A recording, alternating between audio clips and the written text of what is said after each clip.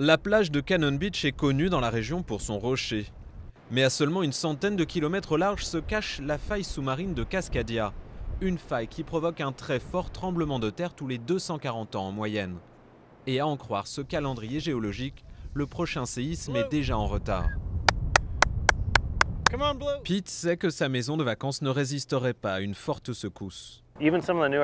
Même les maisons les plus récentes, on n'est pas sûr qu'elles résisteraient, surtout après ce qui s'est passé au Japon. La solution est connue. Il faut adapter les bâtiments aux normes antisismiques ou les reconstruire. Mais le coût est exorbitant.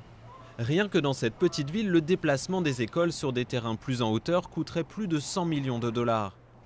Un autre projet consisterait à surélever et renforcer la mairie en béton armé pour la transformer en abri anti-tsunami, ce qui en ferait le premier du genre aux États-Unis.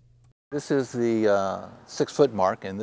niveau indique 1,80 m. Les géologues nous disent que le prochain tsunami montera probablement jusque-là. Et voici la hauteur pour laquelle nous avons conçu notre abri, 4,50 m.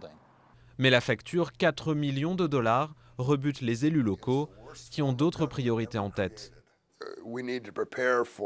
Nous devons nous préparer pour un tremblement de terre. Mais en même temps, il y a des écoles qui tombent en ruine et doivent être rénovées avec ou sans séisme. Alors, quelle doit être notre priorité ? La priorité pour ces habitants qui rendent hommage aux victimes du séisme et du tsunami japonais, elle est claire. Malgré les déficits publics, l'État doit tout faire pour empêcher un désastre déjà programmé.